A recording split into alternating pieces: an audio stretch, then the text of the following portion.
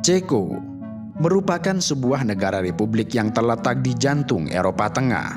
Negara ini adalah rumah bagi lebih dari 2.000 kastil yang masing-masing memiliki sejarah serta arsitektur yang sangat kaya.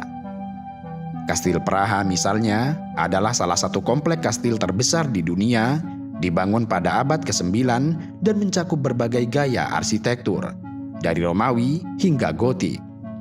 Sementara itu, Praha sendiri yang merupakan ibu kota Republik Ceko sering digambarkan sebagai kota 100 menara dan merupakan mahakarya arsitektur yang memikat dengan pesona romantisnya.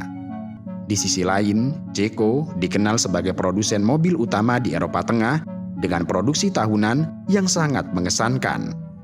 Dalam satu tahun, negara ini memproduksi sebanyak 1.246.000 mobil, 8.000 bus, serta 1.000 sepeda motor. Yang hal ini menegaskan status negara Ceko sebagai pusat industri otomotif yang sangat vital.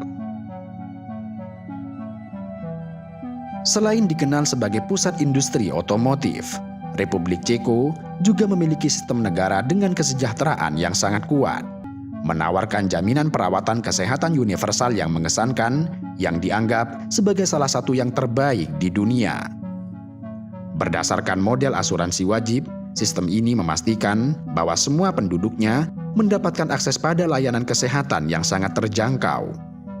Di sisi lain, Ceko juga menawarkan pendidikan universitas tanpa biaya yang berlaku untuk semua siswa, tidak peduli dari manapun mereka berasal. Pendidikan tinggi gratis ini merupakan salah satu pilar utama dari komitmen negara terhadap pendidikan yang dapat diakses oleh semua.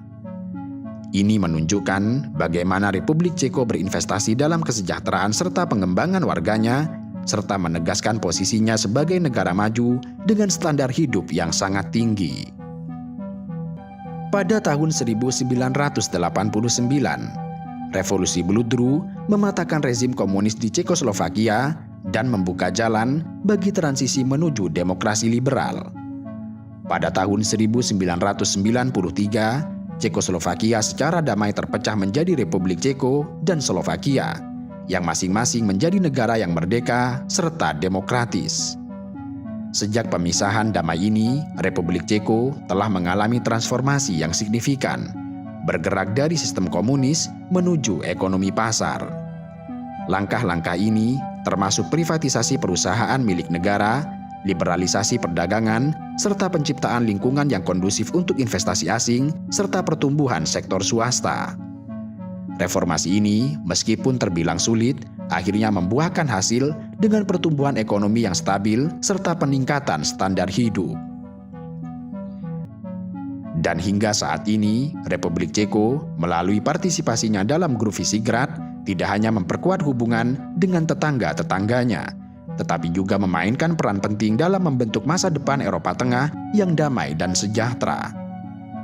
Dalam Indeks Perdamaian Global tahun 2019, negara ini menempati peringkat 10 besar sebagai negara teraman yang serupa dengan tahun-tahun sebelumnya.